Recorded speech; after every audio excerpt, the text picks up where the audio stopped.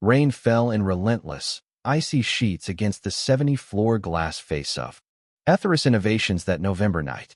It was the kind of cold Manhattan rain that transformed the streets below into dark, shimmering mirrors, making the distant yellow pulses of taxi lights look like embers struggling to stay lit in a void.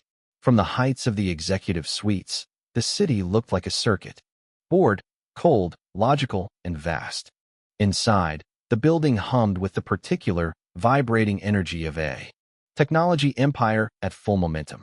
Deep in the sub-basements, server arrays processed billions of requests per second, a digital heartbeat that resonated through the steel bones of the structure.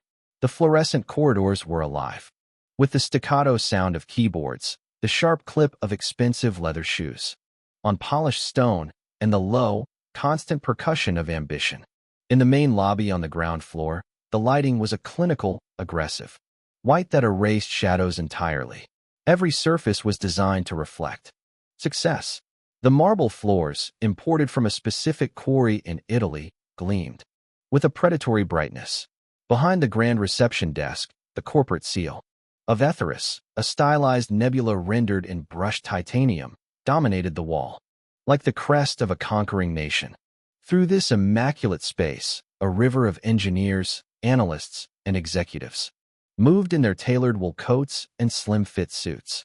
They carried their ultra-thin laptops and their artisanal lattes like talismans of their status. Their eyes were fixed on glowing screens, or the polished toes of their shoes, or that specific middle distance people look at when they are very busy and entirely certain of their own importance. Not one of them looked at Elias Thorne. He was 43 years old, broad across the shoulders with a posture that suggested a coiled spring held in check by sheer will. His hands, though clean, bore the small, permanent marks of a man who had spent years doing physical work. In the real world, faint scars from jagged metal, calluses that no amount of soap could soften. His hair was cut close to the scalp, a salt and pepper gray that peaked at the temples. His uniform was a dull, industrial gray-blue, a color specifically designed by psychologists to be forgettable, to blend into the background like a shadow or a piece of furniture. Stitched in block letters above his left pocket was the name Thorne. He moved through the lobby with a wide industrial mop, working methodically from the left side of the cavernous space toward the right. He didn't rush. He moved with the steady, unhurried grace of a man who had learned that the only pace that matters is the one that actually gets the work done. He paused only to navigate around the massive marble columns, his eyes focused on the thin film of rainwater and street salt he was erasing from the stone. For 7 months, Elias Thorne had cleaned the floors of Ethers Innovations on the night shift.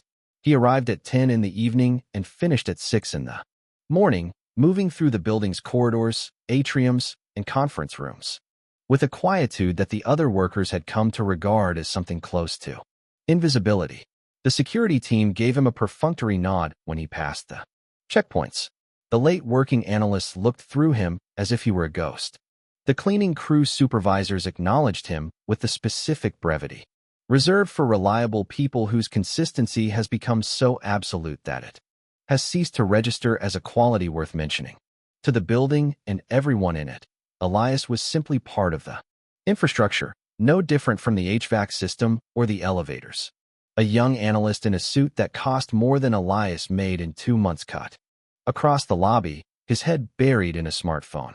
He didn't see the yellow caution, wet floor sign, nor did he see the man holding the mop. His shoulder caught the handle, sending the rolling bucket skidding sideways.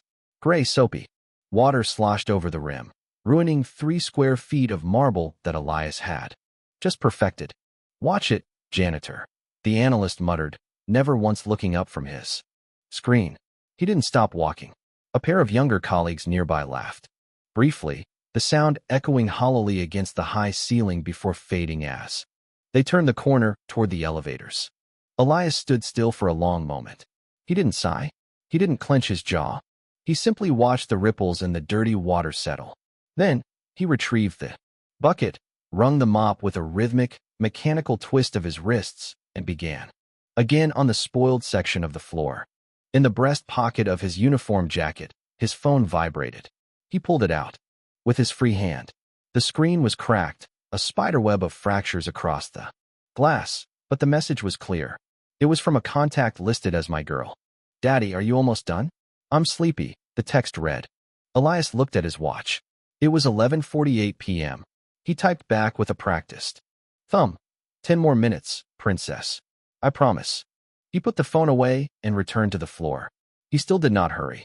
He had learned, through years of things going wrong at the worst possible moments, that hurrying was almost never the answer to a problem. It was exactly then that the private executive elevator hissed open.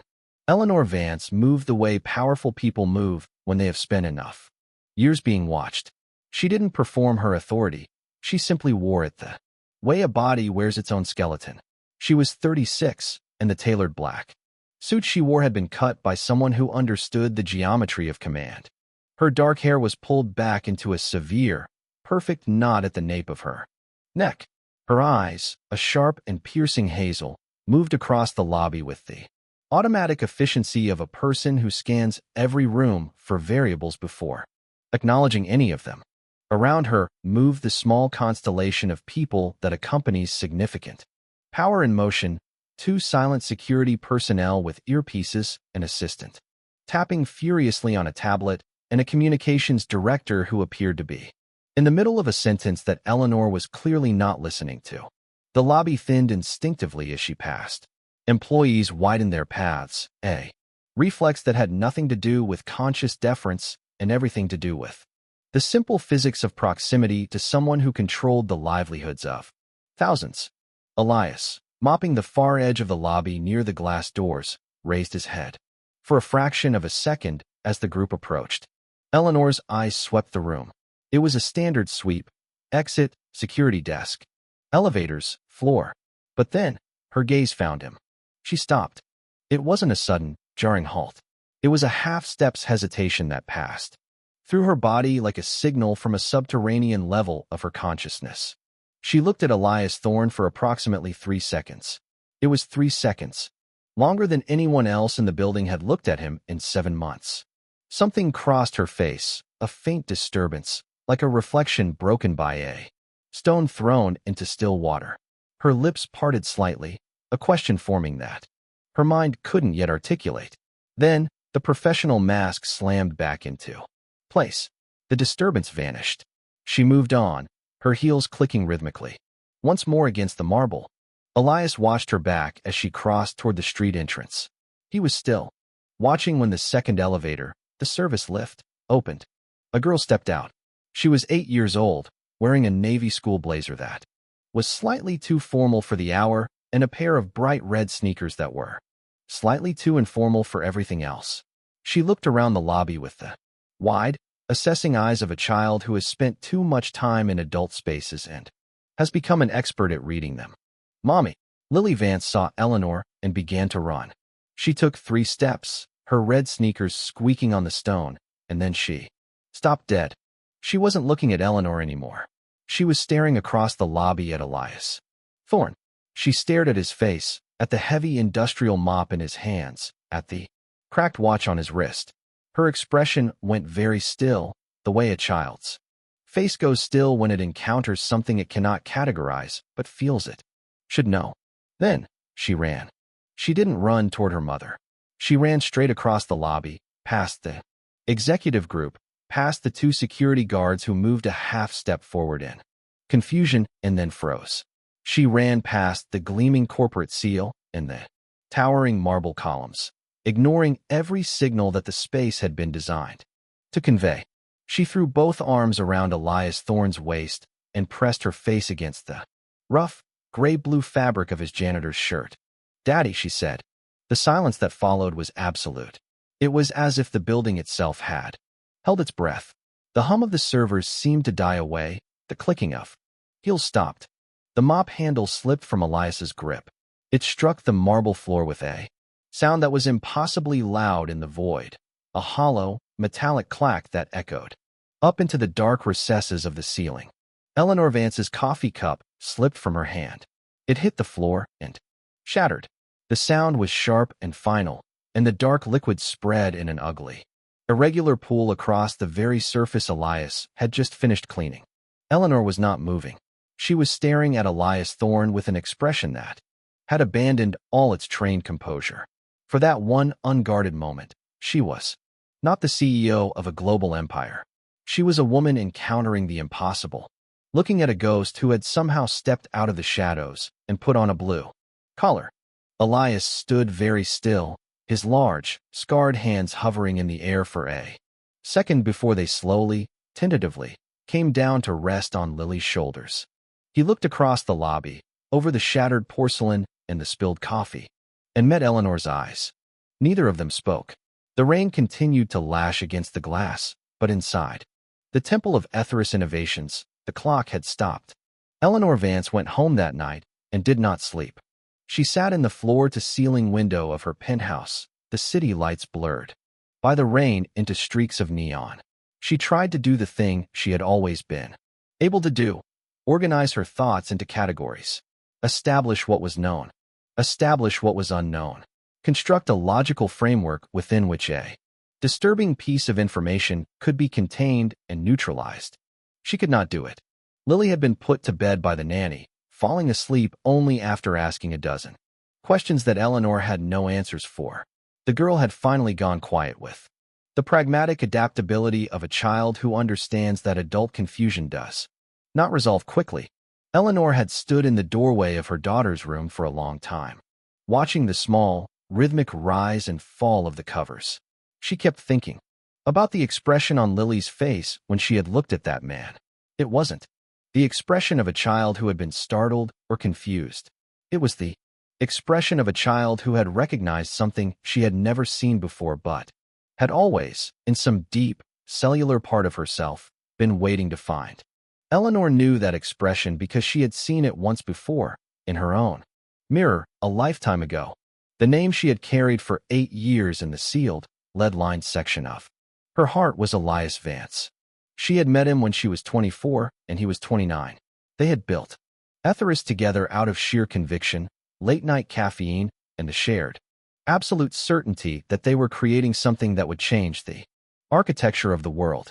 She had loved him with the intensity of a person who had never loved anything the way she loved her work. He was her work and her heart and her future, all woven into a single tapestry. And then it had been ripped away. 8 years ago, on a Tuesday morning in March, Elias had died. A car accident. On an overpass outside the city. A fire so fierce that the investigators had told her there was little left to identify. The brakes had failed, a mechanical fault in an aging vehicle, they said. She had buried a closed casket and spent the next 8 years becoming the woman the world saw today, the iron-willed widow who turned a grieving startup into a global titan. She closed her eyes, but the image of the man in the lobby wouldn't leave. He had the same jawline, the same specific, heavy set to his shoulders, the same stillness, and the way he had held Lily, like a man who was afraid that if he held on too tight, the world would realize its mistake and take her away again. It's impossible, she whispered to the empty room. But in the world of high-level technology, Eleanor knew that impossible was just a word for a problem that hadn't been solved yet. 22 floors below Eleanor's apartment, in the Security Operations Center of the Etheric building, another man was not sleeping. Silas Cade had spent 11 years in special operations before taking the director of security position at Etheric. In those years, he had developed a specific internal alarm system, a quality of attention that activated when the patterns in his environment didn't match the official story. He had been watching Elias Thorne for 3 weeks. Not because anyone had asked him to. Silas watched everyone. But Elias was different. Elias moved through the building with the spatial awareness of a man who was always tracking multiple exit routes. He handled technical equipment, even the floor buffers and elevator panels, with a familiarity that exceeded what a janitor should possess. Twice, Silas had seen Elias pause at a high-security server room door with an expression that wasn't curiosity, but recognition. Now, Silas sat in the blue glow of his monitors, pulling personnel files. Michael Carter, alias Elias Thorne, hired 7 months ago via third party. Staffing firm. Prior history. Maintenance. Building services. General labor. Education. Limited. Checked clean. Silas muttered, rubbing his jaw. Too clean. It was a specifically clean file. The kind of history someone creates from scratch, rather than the messy, organic trail a normal human leaves behind. Silas opened a different database. He went back further, older records, archives. From the company's infancy that had been moved to a legacy server. He typed in a name that a gut instinct, the kind he had learned to trust in combat, was screaming at him. Elias Vance. The record that came back was incomplete. It looked like a digital ghost, bits of data missing, files corrupted in a way that looked deliberate. Silas leaned back in his chair and stared at the ceiling. He thought about the lobby tonight. He thought about the way the janitor had looked at the CEO and, more importantly, the way the CEO's daughter had looked at the janitor. He wasn't a man who believed in ghosts. He believed in cover stories. 2 floors above the lobby, in a darkened executive suite, Marcus Sterling was making his 3rd phone call of the night. Marcus was 60 years old and possessed the physical presence of a man who had spent his entire career being the most dangerous person in every room he entered. His hair was a perfect silver mane. His suits were worth more than some people's homes. The intelligence in his eyes was sharp, but he had spent years disguising it as warmth. He had been on the 41st floor when the incident in the lobby happened. He had seen the security footage before Eleanor had even reached her car. The first 2 calls had been to his legal team and a private investigator. The 3rd call was to a number that wasn't recorded on any official log. "We have a situation," Marcus said into the encrypted line. His voice was smooth, like expensive scotch, but there was a hidden edge of steel. "The ghost has come back to the house, and he's wearing a uniform." There was a silence on the other end. Then a gravelly voice responded. "You said the fire took care of it 8 years ago, Marcus." "I said the investigators found what they were supposed to find," Marcus snapped. "I didn't stay to watch the DNA test. I relied on the report. Now I need to know who this man is and how he got into my building." "Your building?" The voice chuckled. "I thought it was the widow's building." "Not for much longer," Marcus said, his eyes narrowing as he looked out at the rain. "If this is who I think it is, he's not just a ghost. He's a liability. And liabilities have to be liquidated." He hung up the phone and walked to the window. Years ago, the name on the door of the corner office hadn't been Vance. It had been Vance and Vance. Elias and Eleanor. Marcus had been the one to bring in the institutional investors. He had been the one to stabilize the company after the tragic accident. He had been the patient architect of a silent takeover, slowly licensing Etherius technology to defense contractors through back-channel deals that Elias would never have allowed. Elias Vance had been a man of ethics, a man of vision.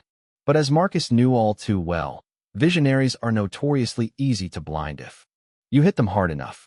In a small, cramped apartment in Brooklyn, Elias Thorne sat at a small wooden table. The room was dim, lit only by a single lamp. In the corner, a small girl, Maya, was curled up on a sofa, fast asleep under a worn blanket. She wasn't his biological daughter. He had found her in the foster system 4 years ago, back when he was still Michael Carter, a man with no past and a shattered mind. He had been working construction then, trying to piece together who he was from the fragments of memories that felt like broken glass in his brain. He remembered a room with server towers. He remembered the scent of expensive perfume. He remembered a woman's laugh. But he didn't remember his name. When he had seen Maya's file, a quiet, watchful girl who didn't cry when she was hurt, but instead curled her hands into fists, something had clicked. He had adopted her, and in saving her, he had begun to save himself. But tonight, in the lobby, the door in his mind hadn't just creaked open. It had been kicked off its hinges. When that little girl in the red sneakers had hugged him, when she had called him Daddy, the smell of her hair, the weight of her, the specific way she held her breath, it had triggered a landslide. He wasn't just Michael Carter. He wasn't just a janitor. He was Elias Vance. And he had built the very walls he had been cleaning for 7 months. He looked down at his hands. They were shaking. He remembered the bridge. He remembered the screech of metal. He remembered the feeling of the brake pedal going soft under his foot, sinking to the floorboard. Like it was made of sponge. He remembered the impact, the heat, and the face of the man who had looked through the window of the burning car before walking away. That man had been wearing a silver suit. He had gone back there to find the truth. He had taken the job as a janitor because it was the only way to move through the building unnoticed, to access the legacy systems, to figure out what had happened to his life. He had thought he was a ghost seeking justice. But tonight, he realized he wasn't a ghost. He was a father. And he had two daughters now, one in a Brooklyn apartment and one in a penthouse he had built. The forgotten founder was forgotten no longer. Elias reached into his pocket and pulled out a small, metallic object he had salvaged from a trash bin in the executive suite months ago.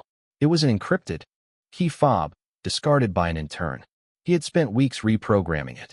He sat back down at his laptop. His fingers, scarred and rough, began to fly across the keys with a speed and precision that Michael Carter should never have possessed.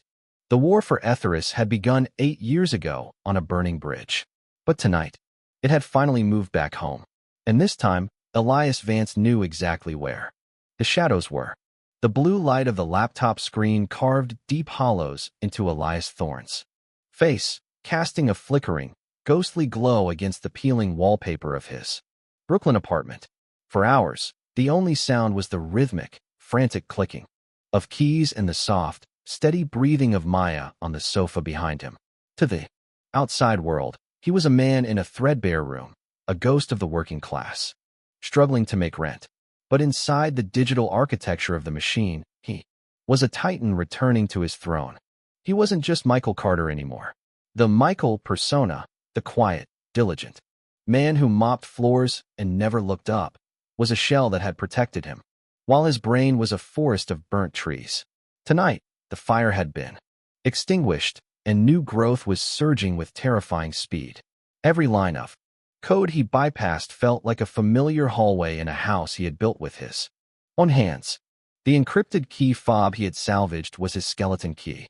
He had spent months as a janitor observing the habits of the interns, knowing exactly which ones were careless with their hardware. Now, that carelessness was his bridge back to Nexera Dynamics. He didn't start with the financial records. He started with the infrastructure.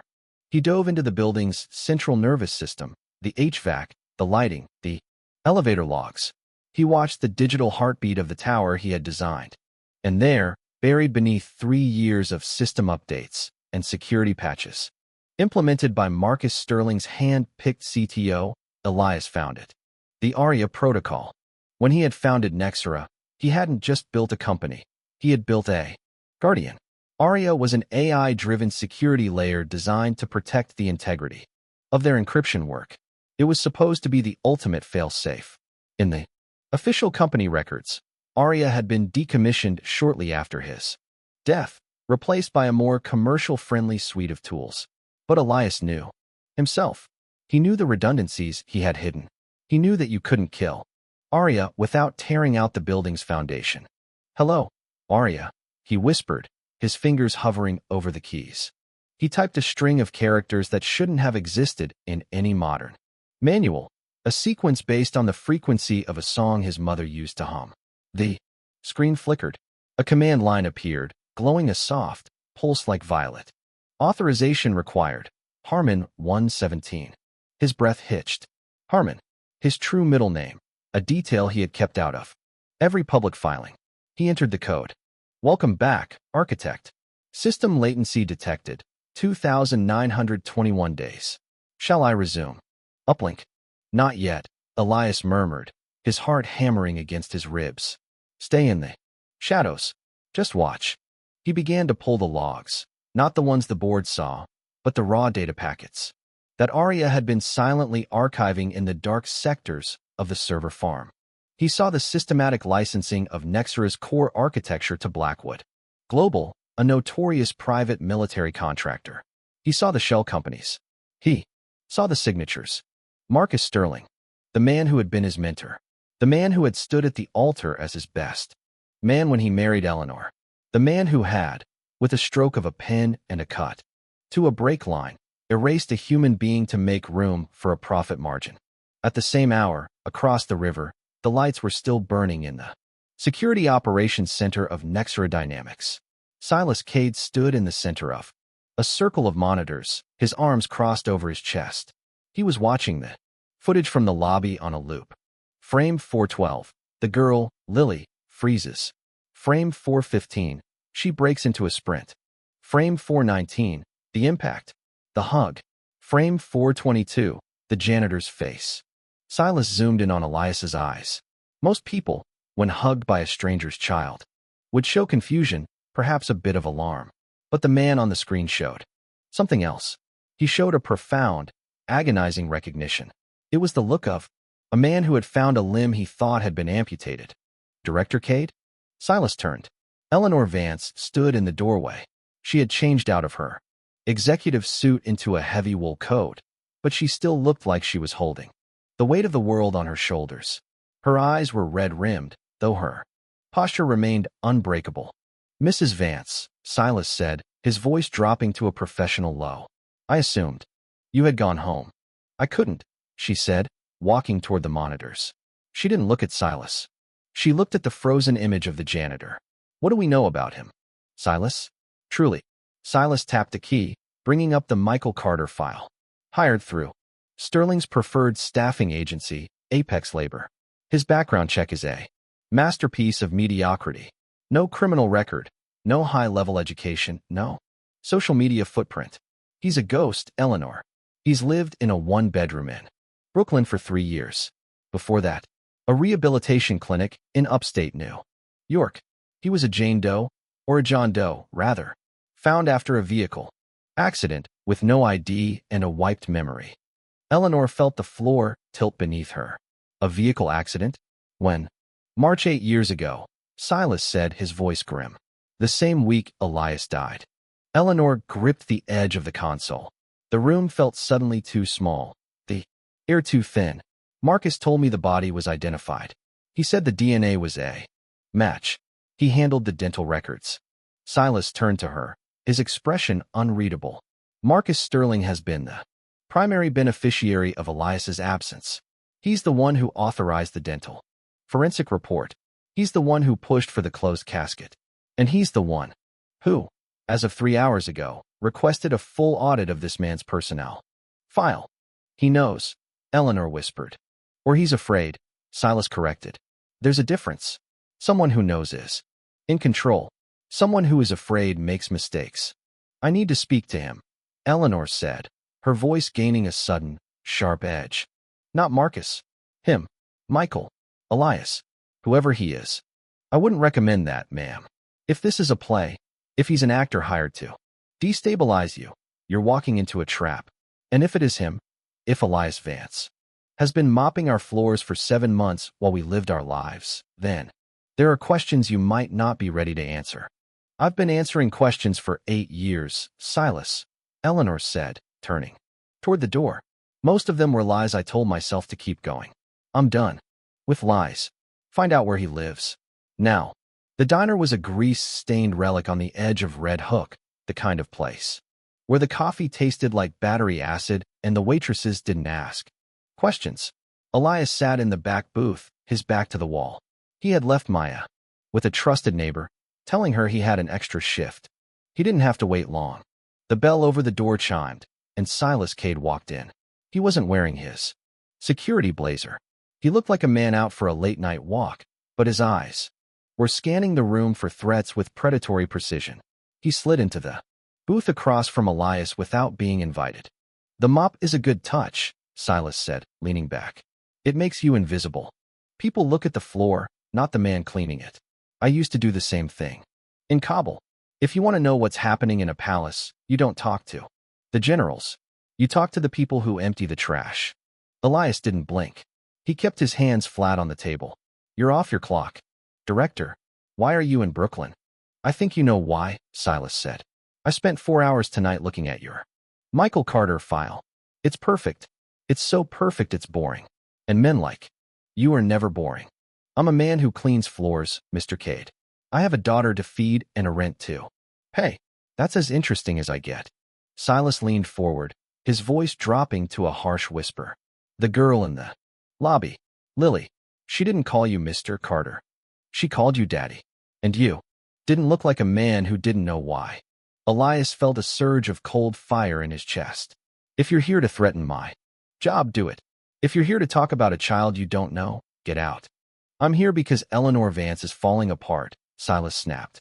And because Marcus Sterling is scared. Do you have any idea what happens to people that Marcus Sterling is scared of? They disappear. Again. Elias looked Silas in the eye, and for a fleeting second, the janitor vanished.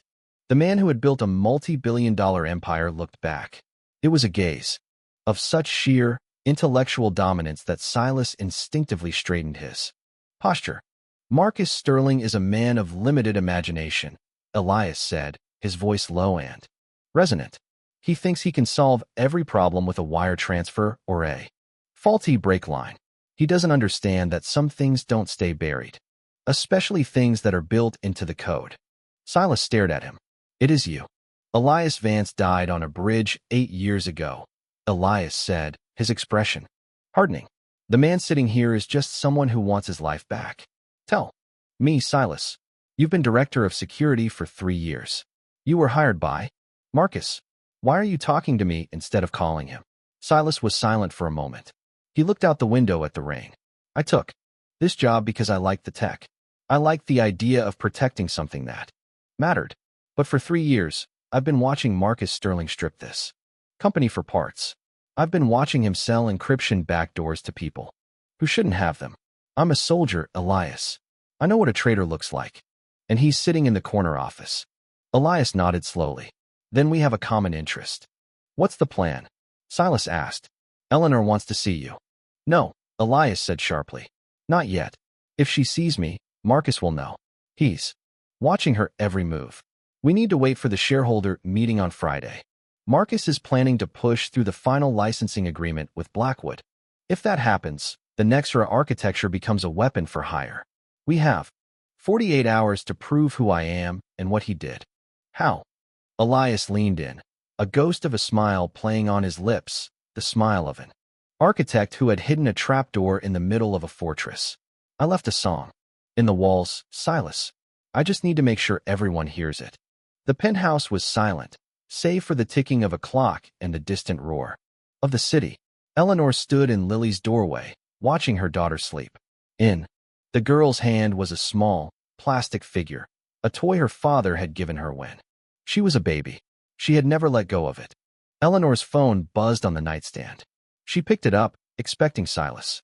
It was an internal alert from the Nexra servers. Unauthorized access detected. Sector 7G. Her heart skipped a beat. Sector 7G didn't exist. It had been partitioned off years ago during a server migration. She grabbed her tablet and logged in, her fingers trembling. The screen didn't show a hack. It showed a video file. It was dated 8 years ago, March 12th, the day before the accident. She pressed play. The image was grainy, taken from a hidden camera Elias had kept in his home office. It showed Elias and Marcus Sterling. They were arguing. You can't do this, Marcus, Elias was saying, his voice thick with anger. We're building a shield, not a sword. I won't let you sell the encryption keys to the Department of Defense. It's a violation of everything we stood for. We stood for success, Elias, Marcus replied, his voice terrifyingly calm. And success requires compromise. If you won't sign the agreement, the board will. Find someone who will. I'm the controlling shareholder. They can't vote without me. I know, Marcus had said, a strange, dark look crossing his face. I've taken that into account. The video cut to black. Eleanor sank onto the bed, the tablet sliding from her lap. She felt a cold, hollow ache in her chest. For 8 years, she had let Marcus Sterling guide her. She had let him console her. She had let him be a mentor to Lily. And all the while, he had been the one who had extinguished the light of her life. She looked at the toy in Lily's hand.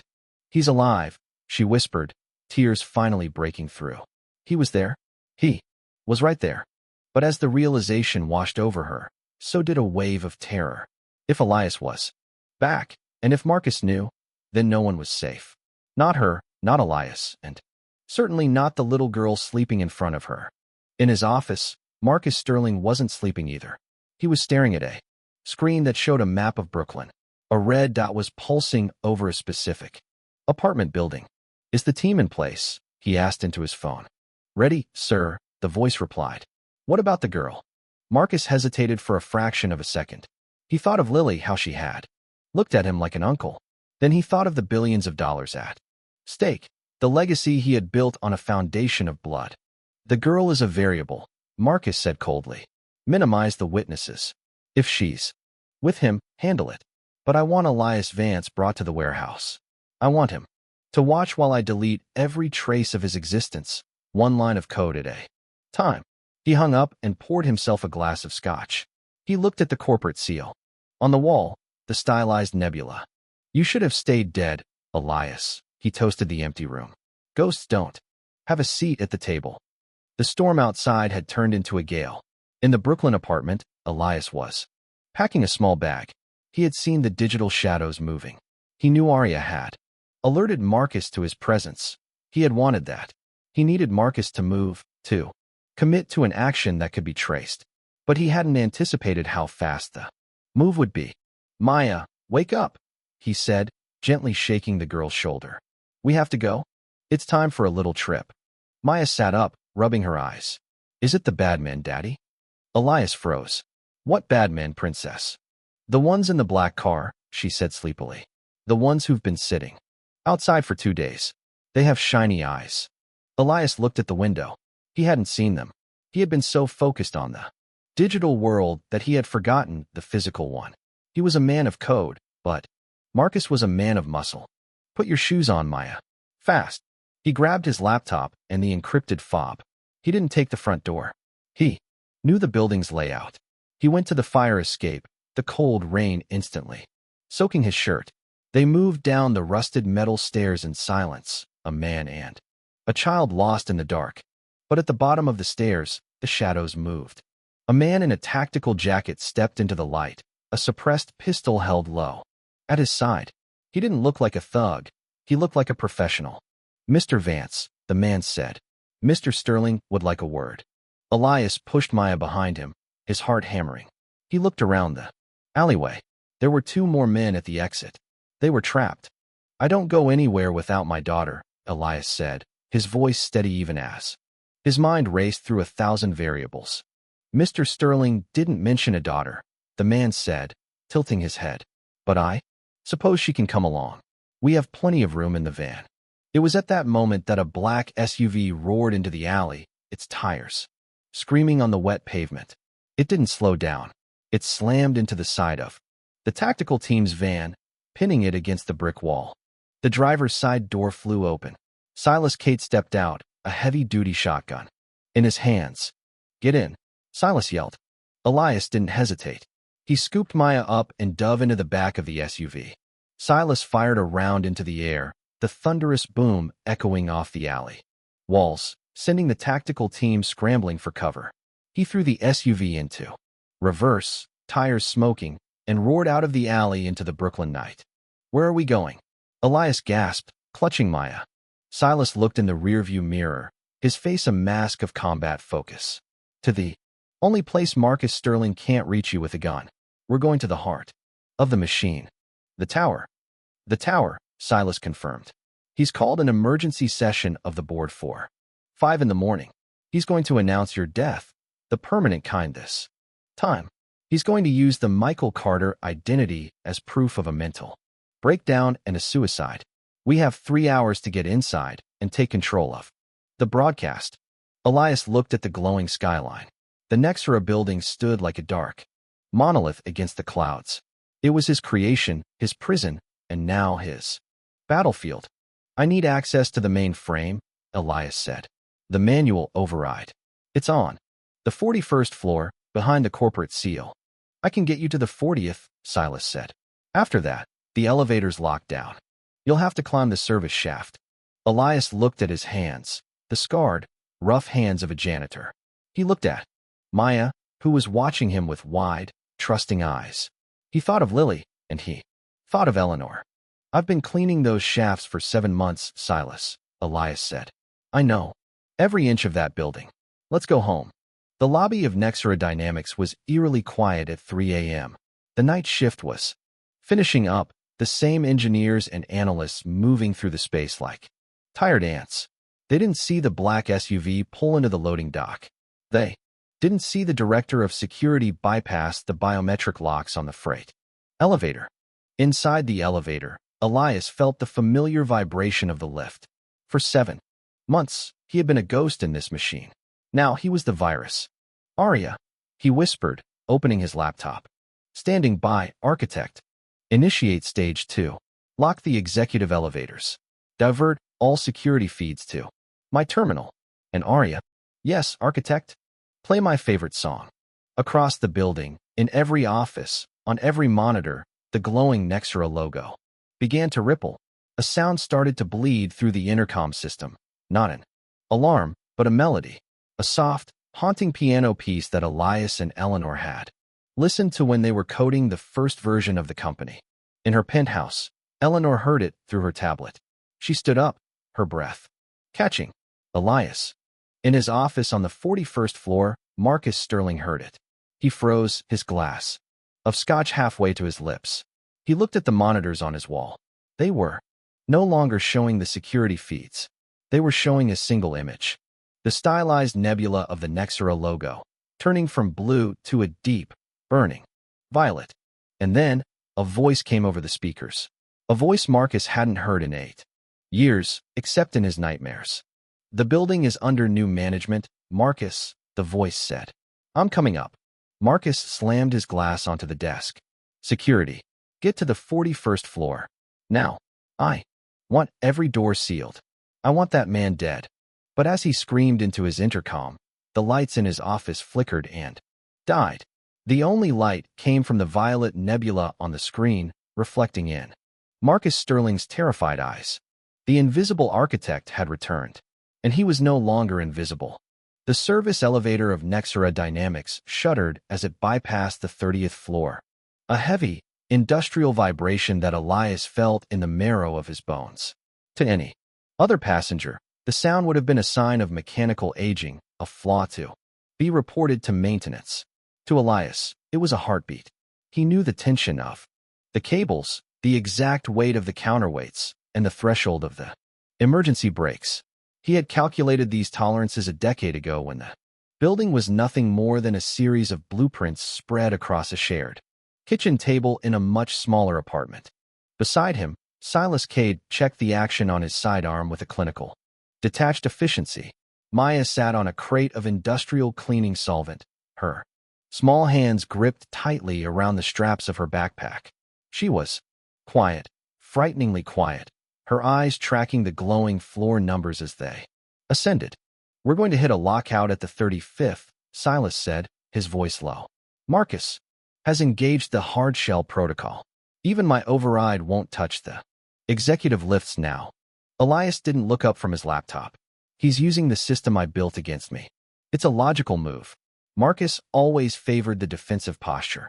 His fingers danced across the keys, his scarred knuckles reflecting the violet pulse of the Arya interface.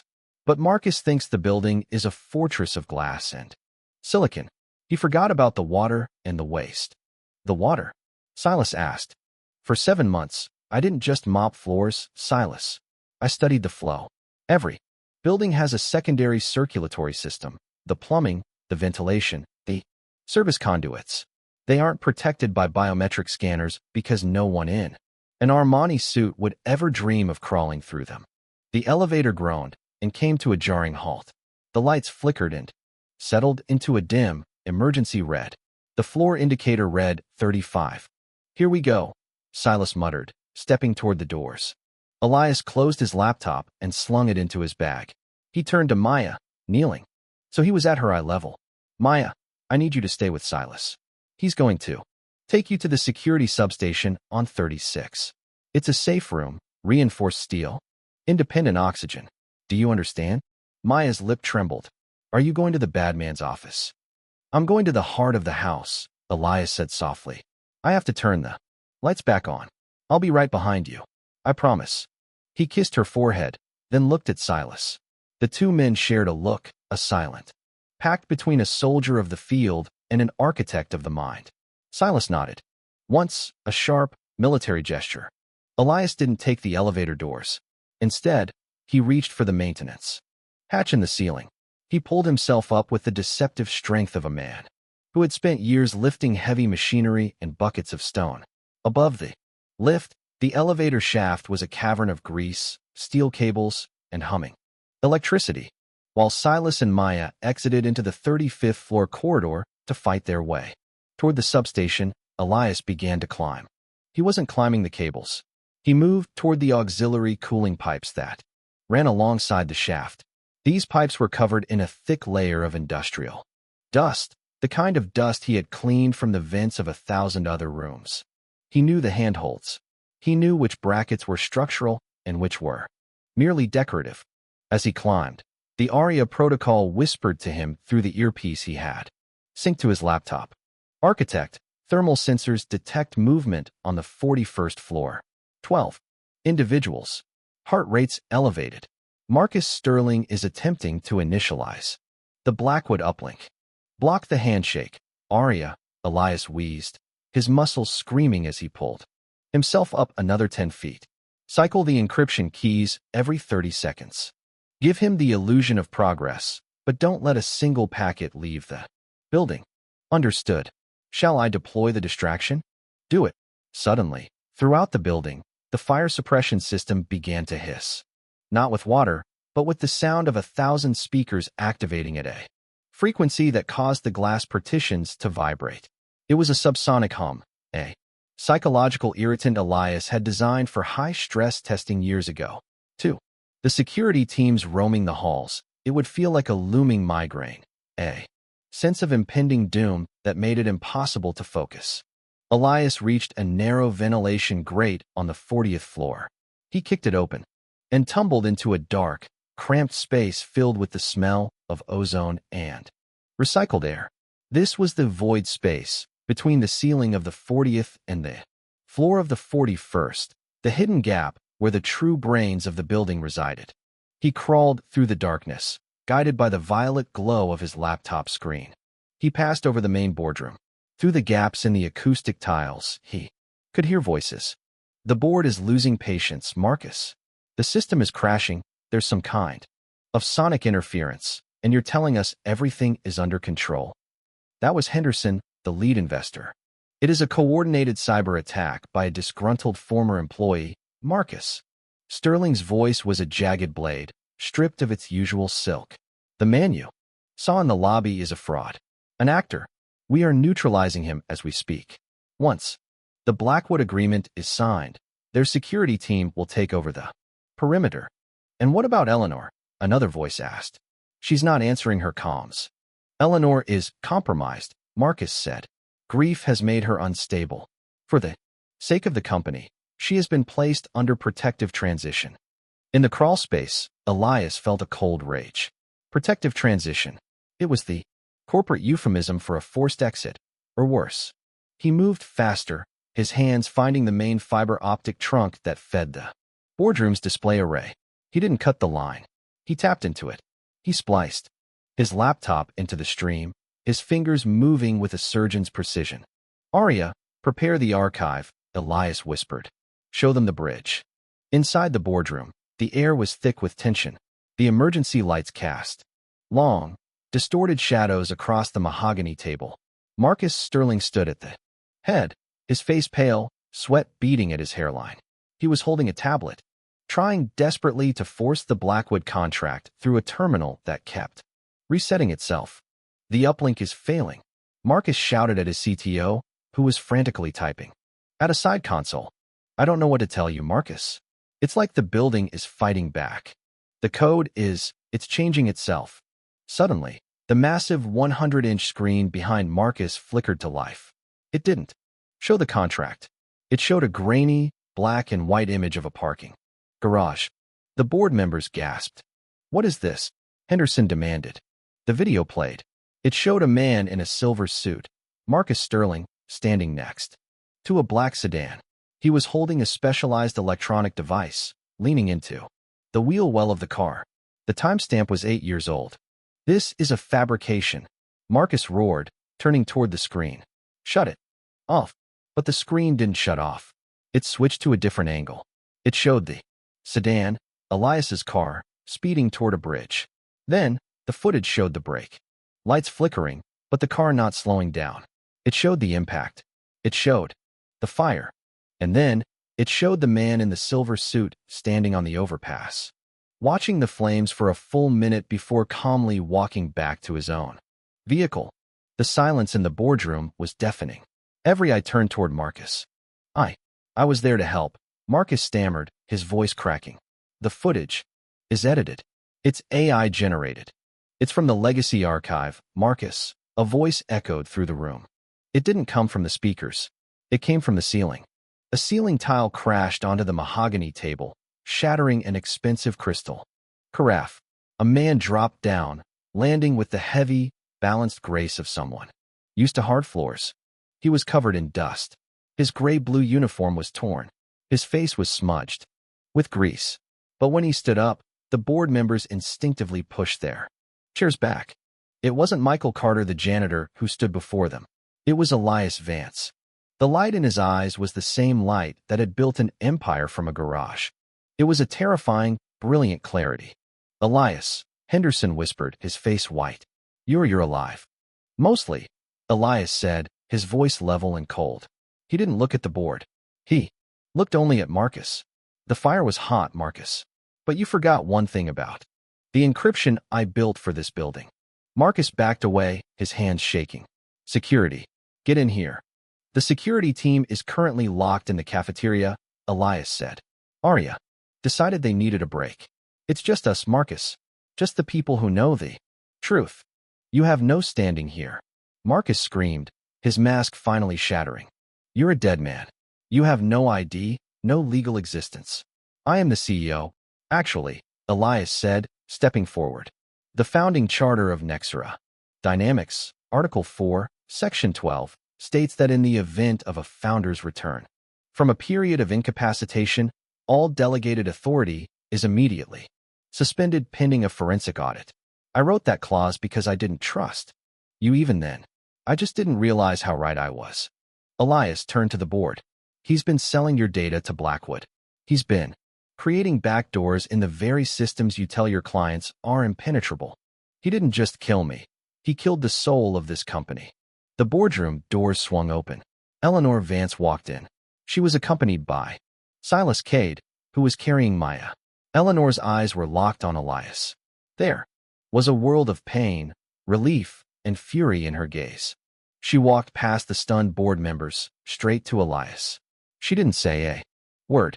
She slapped him, a sharp, stinging crack that echoed in the room.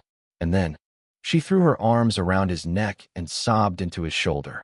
Elias held her, his scarred hand stroking her hair. I'm sorry, he whispered. I'm so sorry it took so long. Marcus saw his window. He lunged for the laptop on the table, intending to trigger this scorched earth command, a final, spiteful deletion of everything Nexera owned.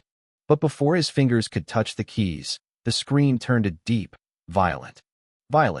Marcus Sterling, the voice of Arya boomed through the room, no longer a melody, but a judgment. Your access has been permanently revoked. Emergency services have been notified. The evidence of the bridge accident has been disseminated to the Federal Bureau of Investigation. Marcus sank into his chair, the strength leaving his legs. He looked at the family standing before him, the man he thought he'd killed, the woman he'd tried to replace, and the children who represented a future he could never touch. I built this, Marcus whispered, a pathetic, broken sound. I kept it alive. No, Elias said, looking around the room at the glass and the steel. You just sat in the chair. I built the bones. And the bones, don't forget. The sun began to rise over Manhattan, the gray rain of the night giving way to a pale, wintry gold. The lobby of Nexera Dynamics was no longer clinical or aggressive. The white lights had been dimmed to a warm amber. The corporate seal had been reset to its original configuration, not a cold nebula, but a stylized representation of two hands intertwined. the original logo Elias and Eleanor had designed. Outside, police cars and ambulances lined the curb. Marcus Sterling was let out. In handcuffs, his silver suit wrinkled, his eyes fixed on the pavement. He didn't look up at the cameras. He didn't look up at the building. On the 70th floor, in the quiet of the executive suite, Elias sat on a sofa. He was still wearing the janitor's uniform, but he had washed the grease from his face. Maya was asleep in his lap, her head resting on his chest.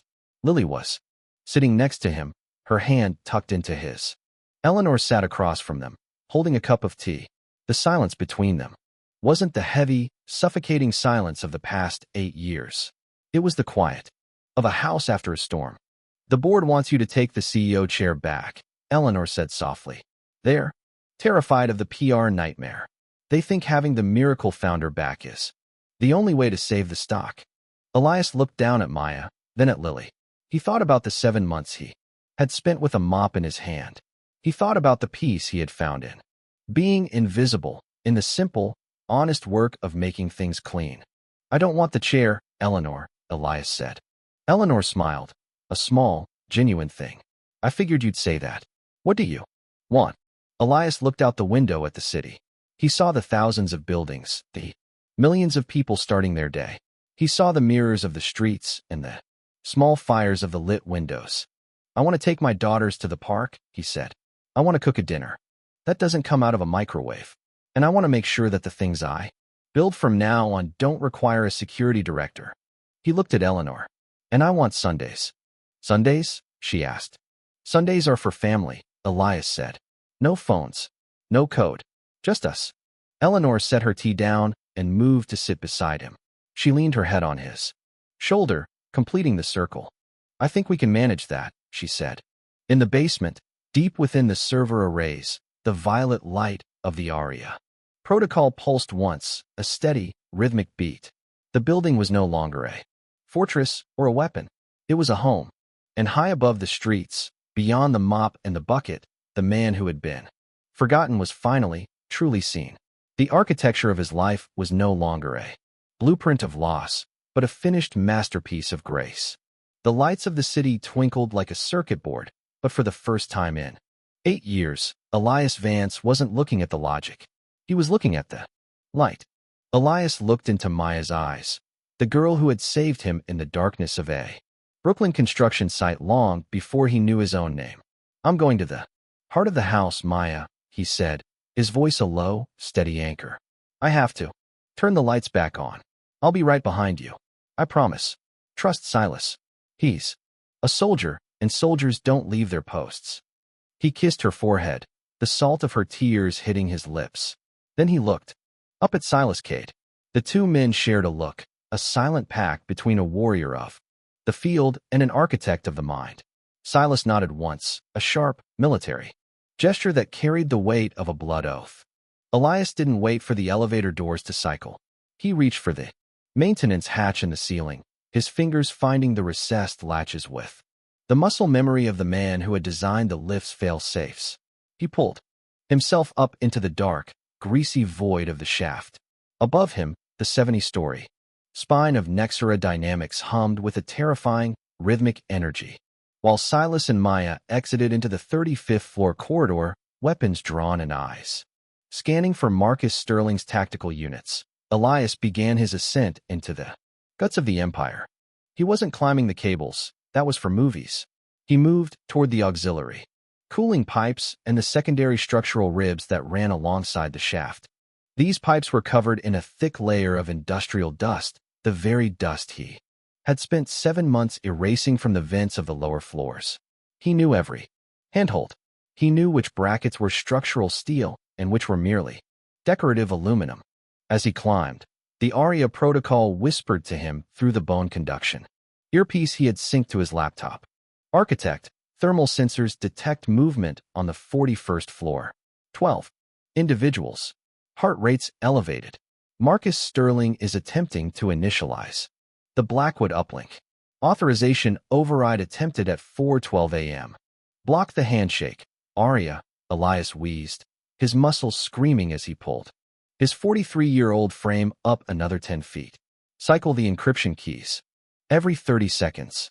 Give him the illusion of progress, but don't let a single packet of data leave the building. If he tries to force the port, flood the buffer with the white noise loops from the 2018 server migration. Understood. Shall I deploy the psychological irritant? Do it. Suddenly, throughout the building, the fire suppression system didn't spray water, but it began to hiss with a subsonic frequency. It was a sound Elias had developed in the early years, a tone that resonated with the human inner ear, causing a localized sense of dread and a looming migraine. It was a soft defense designed to make intruders feel as though the building itself was rejecting them. To the tactical teams roaming the halls, it would feel like the walls were closing in.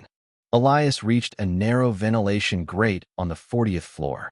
He kicked it open and tumbled into a dark, cramped space filled with the smell of ozone and recycled air. This was the void space between the ceiling of the 40th and the floor of the 41st, the hidden gap where the true brains of the building resided. He crawled through the darkness, guided by the violet glow of his tablet screen. He passed over the main boardroom. Through the gaps in the acoustic tiles, he could hear the frantic, jagged edge of Marcus Sterling's voice. The board is losing patience, Marcus. The system is crashing. There's some kind of sonic interference, and you're telling us everything is under control. That was Henderson, the lead institutional investor, his voice trembling with the realization that billions of dollars were evaporating in real time. It is a coordinated cyber attack by a disgruntled former employee.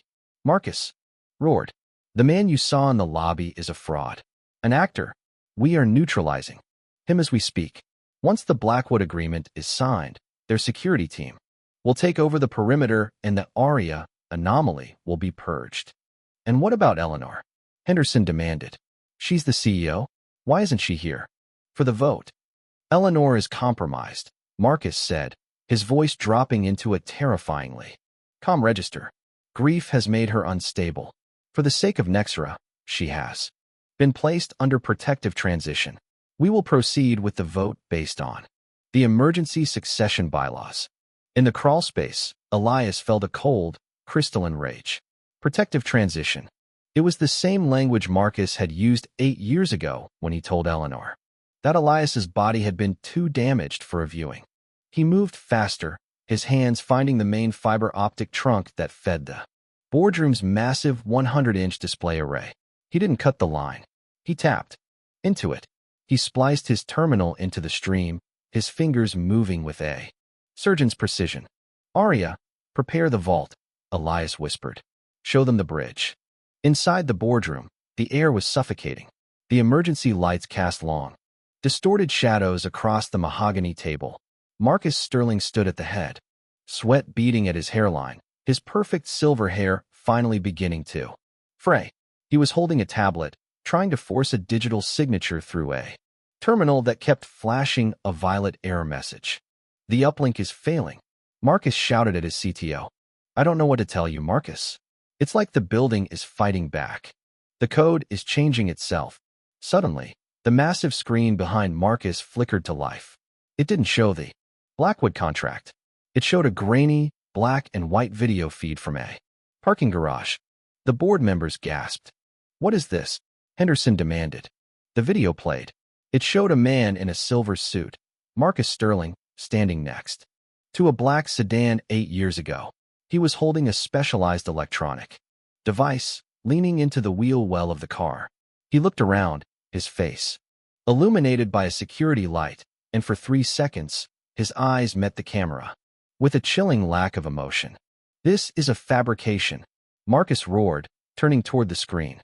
Shut it off. But the screen didn't shut off. It switched to a different angle. It showed the sedan, Elias's car, speeding toward an overpass. Then, the footage showed the brake lights flickering, but the car not slowing down. It showed the impact. It showed the fire. And then, it showed the man in the silver suit standing on the overpass, watching the flames for a full minute before calmly walking back to his own vehicle. The silence in the boardroom was absolute. It was the sound of a man's legacy, turning into a death warrant. I I was there to help, Marcus stammered, his voice cracking. The footage is edited. It's AI generated. It's from the Legacy Archive, Marcus. A voice echoed through the room. It didn't come from the speakers. It came from the ceiling. A ceiling tile crashed onto the mahogany table, shattering a crystal water carafe. A man dropped down, landing with the heavy, balanced grace of someone used to physical labor. He was covered in dust. His gray-blue uniform was torn at the shoulder. His face was smudged with grease. But when he stood up, the board members instinctively pushed their chairs back. It wasn't Michael Carter, the janitor, who stood before them. It was Elias Vance. The light in his eyes was the same light that had built a technology empire from a shared dream. It was a terrifying, brilliant clarity. Elias, Henderson whispered, his face white. You're alive. Mostly, Elias said, his voice level and cold. He didn't look at the board. He looked only at Marcus. The fire was hot, Marcus. But you forgot one thing about the ARIA protocol. It wasn't built to protect the data.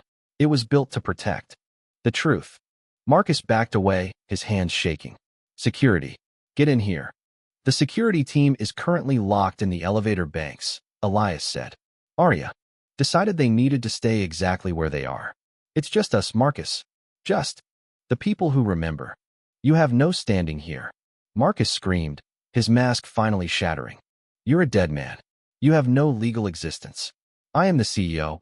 Actually, Elias said, stepping forward. The founding charter of Nexera Dynamics, Article 4, Section 12, states that in the event of a founder's return from a period of documented amnesia or incapacitation, all delegated authority is immediately suspended pending a forensic audit. I wrote that clause because I didn't trust you even then. I just didn't realize how right I was. Elias turned to the board. He's been selling your encryption keys to Blackwood. He's been creating backdoors for foreign intelligence agencies. He didn't just kill me. He killed the promise of this company. The boardroom doors swung open. Eleanor Vance walked in, accompanied by Silas, Kate, and Maya. Eleanor's eyes were locked on Elias. There was a world of 8 years of grief and 20 minutes of impossible hope in her gaze. She walked past the stunned board members, straight to Elias. She didn't say a word. She slapped him, a sharp, stinging crack that echoed in the silent room. And then, she threw her arms around his neck and sobbed into his shoulder. Elias held her, his scarred hand stroking her hair. I'm sorry, he whispered. I'm so sorry it took so long to find the way back. Marcus saw his window. He lunged for the laptop on the table, intending to trigger this scorched earth command, a final, spiteful deletion of every server Nexera owned. But before his fingers could touch the keys, the screen turned a deep, burning violet. Marcus Sterling, the voice of Arya boomed, no longer a subsonic hum but a thunderous judgment. Your access has been permanently revoked. The evidence of the bridge incident has been disseminated to the Federal Bureau of Investigation. The police are in the lobby. Stand down. Marcus sank into his chair, the strength leaving his legs. He looked at the family standing before him. The man he thought he'd erased, the woman he'd tried to manipulate, and the children who were the true heirs to everything he had tried to steal. I built this, Marcus whispered, a pathetic, broken sound. I kept the stock price up. I made us billions. No, Elias said, looking around the room at the glass and the steel. You just sat in the chair. I built the bones. And the bones, don't forget. The sun began to rise over Manhattan, the gray rain of the night giving way to a pale, wintry gold. The lobby of Nexera Dynamics was no longer clinical. The white lights had been dimmed to a warm amber. The corporate seal had been reset to its original configuration, not a cold circuit constellation, but the stylized image of 2 hands intertwined, the original logo Elias and Eleanor had sketched on a napkin a decade ago. Outside, police cars and federal vans lined the curb. Marcus Sterling was led out in handcuffs, his silver suit wrinkled, his eyes fixed on the pavement.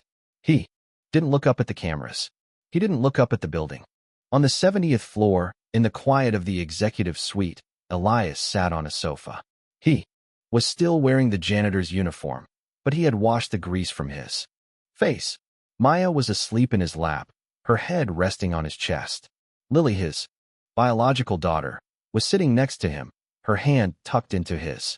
Eleanor sat across from them, holding a cup of tea. The silence between them wasn't the heavy silence of the past. It was the quiet of a house after a storm.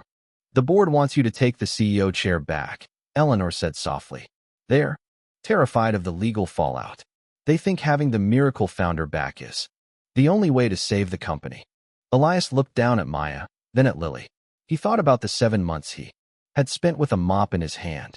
He thought about the peace he had found in being invisible, in the simple, honest work of making things clean. "I don't want the chair, Eleanor," Elias said. Eleanor smiled. "A small, genuine thing. I figured you'd say that. What do you want?" Elias looked out the window at the city. He saw the thousands of buildings, the millions of people starting their day. He saw the mirrors of the streets and the small fires of the lit windows. "I want to take my daughters to the park," he said. "I want to cook a dinner that doesn't come out of a microwave. And I want to make sure that the things I build from now on are built for them, not for a balance sheet." He looked at Eleanor. "And I want Sundays." "Sundays?" she asked. "Sundays are for family," Elias said. "No phones. No code. Just us." Eleanor set her tea down and moved to sit beside him. She leaned her head on his shoulder, completing the circle that had been broken 8 years ago. "I think we can manage that," she said. In the basement, deep within the server arrays, the violet light of the aria protocol pulsed once, a steady, rhythmic beat. The building was no longer a fortress or a weapon. It was a home. And high above the streets, the man who had been forgotten was finally, truly home. The architecture of his life was no longer a blueprint of loss, but a finished masterpiece of grace. For the first time in 8 years, Elias Vance wasn't looking at the logic of the world. He was looking at the light. The pale gold of the winter sun didn't just illuminate the 70-floor glass face of Nexera Dynamics. It seemed to pierce through it, exposing the shadows that had lived in the corners of the empire for nearly a decade. For Elias Vance, the transition from the gray-blue polyester of a janitor's uniform to the reality of his own skin was a slow, agonizing process of decompression. He sat in the silence of the executive observation deck, watching the city wake up. He was no longer Michael Carter, the man who disappeared into the rhythm of a mop. But he wasn't yet the Elias Vance who had been a ghost in his own building. He was something new, a man forged in the furnace of loss and tempered by the quiet dignity of the invisible. Eleanor found him there, 2 hours after the federal agents had cleared the floor. She had changed into a soft cashmere sweater, discarding the armor of her executive suit. She looked younger, more vulnerable, and yet infinitely stronger. She carried 2 mugs of coffee, the steam rising in the cool, filtered air of the office. "The lawyers are downstairs," she said softly, sitting on the edge of the leather chaise beside him. "The district attorney, the SEC, the board, they're all waiting for a statement. They want to know what the miracle of Nexera intends to do next." Elias took the mug, his fingers brushing hers. The spark was there, a familiar frequency that 8 years of static hadn't been able to erase. "The miracle wants to take a nap, Eleanor. And then he wants to explain to a 9-year-old and an 8-year-old why they suddenly have a sister and a father they didn't know existed yesterday." Eleanor leaned her head against his shoulder. "Maya is incredible, Elias. The way she looks at you. You didn't just survive these years. You built something beautiful out of the wreckage. You were a father even when you didn't know you were a husband." "I was a man who needed a reason to wake up," Elias replied, looking at the scarred knuckles of his hands. "She gave me that.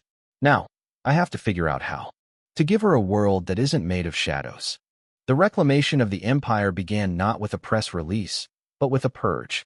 Over the next 48 hours, Elias and Silas Cade worked with a hand-picked team of forensic auditors. With the ARIA protocol fully restored and acting as their bloodhound, they traced the rot Marcus Sterling had planted. It was deeper than they had imagined. Marcus hadn't just been selling encryption keys.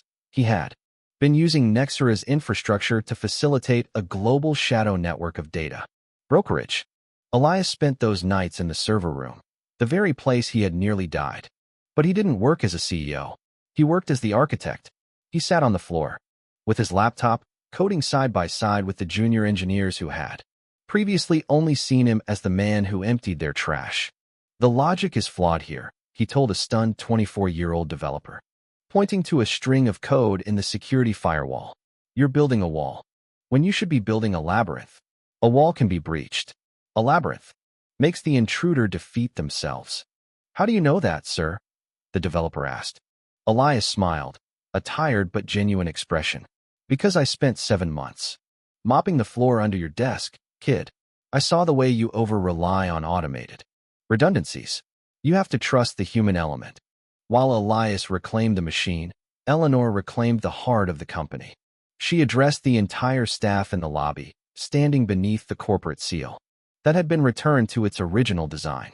She spoke of the betrayal, the loss, and the resilience of the man who had been among them for months. She didn't speak as a widow, she spoke as a partner. But the most difficult reclamation happened away from the glass and steel. It happened in the quiet rooms of the Vance penthouse and the cramped hallways of the Brooklyn apartment. Maya and Lily met officially on a Tuesday afternoon. Elias had insisted on a neutral ground, a small, sun-drenched park in Brooklyn where he had often taken Maya. Lily was shy, clinging to Eleanor's hand, her eyes wide as she looked at the girl in the red sneakers. Maya was stoic, her hands curled into fists, a habit Elias recognized as her defense mechanism. So, Lily said, breaking the silence as they sat on a bench. You lived with my daddy. Maya looked at Elias, then back at Lily. He's my daddy too. He makes the best grilled cheese in the world. And he knows how to fix a broken bike with just a paperclip. Lily's eyes brightened. He used to tell me stories about a digital knight who protected a kingdom of light. Did he tell you those? Maya shook her head. No. He told me stories about a man who walked through a dark forest and found a star in his pocket. Elias, standing a few feet away with Eleanor, felt a lump in his throat. 2 versions of the same man, he whispered. I don't know if I can ever make them 1. You don't have to make them 1, Elias, Eleanor said, taking his hand. You just have to be the man they both need now. The knight and the man with the star, they're both you. The legal battle to restore Elias Vance's identity was a whirlwind of DNA tests, depositions, and bureaucratic hurdles. But with the evidence Arya had archived, the case against Marcus Sterling was airtight. Marcus was indicted on 12 counts of federal fraud, conspiracy to commit murder, and kidnapping. He refused to speak to the press, his only statement being a chillingly detached remark to his lawyers. I didn't lose to a man. I lost to a ghost in a machine. But Elias refused to see him. When the lawyers asked if he wanted a face-to-face meeting before the trial, Elias simply shook his head. Marcus Sterling lived in my head for 8 years as a shadow. I'm not giving him a single second of my light now. The board of directors made one final attempt to persuade Elias to take the CEO position. They offered him a compensation package that would have made him one of the wealthiest men on the planet. They offered him absolute power. Elias walked into the boardroom on a Friday morning. He wasn't wearing a suit. He was wearing a simple dark sweater and jeans. He looked at the men and women who had stood by while Marcus Sterling stripped the company's ethics for profit. I'm not your CEO, Elias said, his voice echoing in the space he had dropped into from the ceiling only days prior. I am the controlling shareholder. And as the owner of 51% of this company, my first act is to dissolve the current board. The room erupted in protest. You can't do that, Henderson yelled. We saved this company. You watched it bleed, Elias countered, his voice like iron. You ignored the red flags because the dividends were high. You allowed a man to be erased because it was convenient for the bottom line. Nexera Dynamics will be restructured as a private entity. Eleanor Vance will remain CEO with absolute veto power over any project that involves defense contracting or data harvesting. I will serve as chief architect, working from home and only on projects that I believe will actually help people. He leaned over the table, his eyes boring into Henderson's. And the first project will be a foundation for the rehabilitation of people who have been lost in the system. John and Jane does with no names and no pasts. We're going to find them, and we're going to bring them home. As the board members filed out, defeated and stunned, Eleanor walked over to him. You're really doing it. You're giving up the throne. I never wanted a throne, Elle, Elias said, pulling her close. I just wanted to build things, and I want to be home for dinner. The transition to their new life was not without its tremors. Maya struggled with the opulence of the penthouse, often retreating to her room to sleep on the floor because the bed felt too soft. Lily struggled with sharing her mother's attention. Elias struggled with the noise, the constant, beautiful, chaotic noise of a family. He kept his small apartment in Brooklyn. He told Eleanor he needed it as a reminder, but the truth was, he used it as a sanctuary when the world became too loud. He would go there, sit on the floor, and listen to the silence. But he found that the silence no longer felt peaceful. It felt empty. One Sunday morning, the first official Sunday Elias had demanded, the penthouse was filled with the smell of bacon and strong coffee. Elias was at the stove, a spatula in his hand, moving with the same methodical grace he had used with a mop. Maya was at the table, helping Lily with a complex Lego set. Eleanor was reading the news, but she kept looking up, as if to make sure the man at the stove hadn't vanished back into the shadows. Daddy, Lily said, looking up from her Legos. Are we going to the park today? We are, Elias said. And then we're going to see a movie. And then we're going to have ice cream for dinner. Ice cream for dinner? Maya asked, her eyes wide. Is that allowed?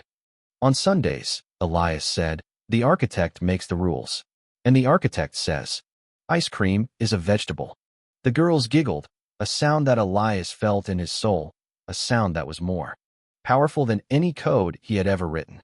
Later that afternoon, as they walked through Central Park, Elias with Maya on his shoulders, Eleanor holding Lily's hand, they passed a man in a gray-blue uniform, emptying a trash bin. Elias stopped. He looked at the man. The man didn't look up. He was focused on his task, his movements weary and invisible to the thousands of people streaming past him. Elias walked over to him. He reached into his pocket and pulled out a card, the direct line to the new foundation he had established. Excuse me, Elias said. The man looked up, his eyes tired, his face a mask of invisibility. Yeah. I used to wear that uniform, Elias said softly. If you ever feel like you're becoming part of the infrastructure, call this number. We're looking for people who know how things really work. The man looked at the card, then at Elias. He didn't understand, not yet. But he nodded and tucked the card into his breast pocket. As Elias walked back to his family, Eleanor took his arm. You can't save everyone, Elias. I know, he said, looking at his daughters running ahead toward the carousel. But I can make sure they're seen. That's where the healing starts. That evening, after the girls were asleep, Lily in her bed with her plastic night, and Maya in the bed next to her, finally comfortable with the softness, Elias and Eleanor sat on the balcony. The city was a sea of lights. Below them, a sprawling circuit board of millions of lives. Do you ever miss it? Eleanor asked. The Michael Carter part? The quiet. Elias thought about the 70-floor glass face of Nexera. He thought about the rain against the window and the kind of cold Manhattan rain that turned the streets into mirrors. I missed the simplicity, he admitted. But Michael Carter was a man waiting to be found.